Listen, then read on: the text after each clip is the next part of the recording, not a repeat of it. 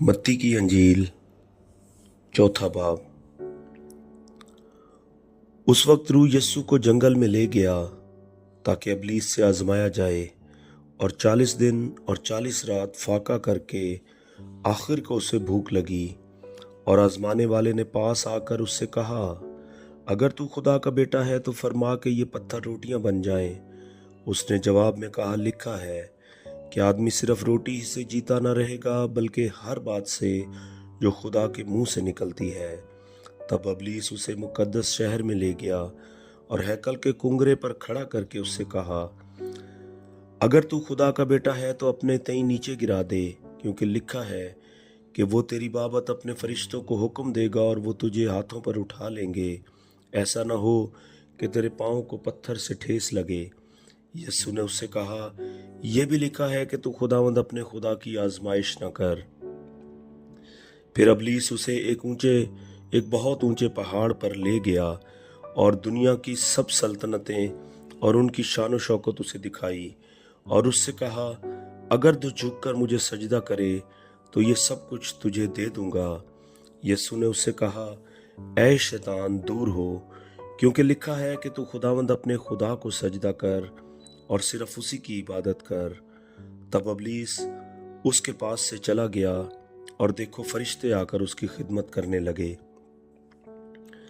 जब उसने सुना कि यूहन्ना पकड़वा दिया गया तो गलील को रवाना हुआ और नासरत को छोड़कर कुफर नहूम में जा बसा, जो झील के किनारे जबूलून और नफ्ताली की सरहद पर है, ताकि जो यशायाह नबी की मार्फत कहा गया था वो पूरा हो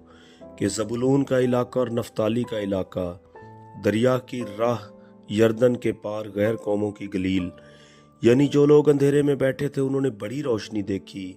और जो मौत के मुल्क और साया में बैठे थे उन पर रोशनी चमकी। उस वक्त यीशु ने मनादी करना और ये कहना शुरू किया कि तौबा करो, क्योंकि आसमान की बादशाही नजदीक आ गई है। और उसने गलील की झील के किनारे फिरते हुए दो भाइयों, यानी शमौन को जो पतरस कहलाता है, और उसके भाई इंद्रियास को झील में जाल डालते देखा, क्योंकि वो माहीगीर थे, और उनसे कहा, मेरे पीछे चले आओ तो मैं तुमको आदमगीर बनाऊंगा। वो फौरन जाल छोड़कर उसके पीछे हो लिए, और वहां से आगे बढ़कर उसने और दो भाइयों, यानी जब्दी के बेटे याकूब और उसके भाई यूहन्ना को देखा कि अपने बाप जब्दी के साथ कश्ती पर अपने जालों की मरम्मत कर रहे हैं, और उनको बुलाया। वो फौरन कश्ती और अपने बाप को छोड़कर उसके पीछे हो लिए, और यीशु तमाम गलील में फिरता रहा और उनके इबादत खानों में तालीम देता और बादशाही की खुशखबरी की मुनादी करता,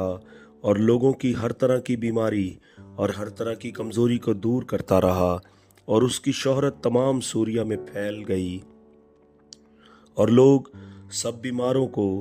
जो तरह तरह की बीमारियों और तकलीफों में गिरफ्तार थे, और उनको जिनमें बदरूहें थीं और मिर्गी वालों और मफलूजों को उसके पास लाए,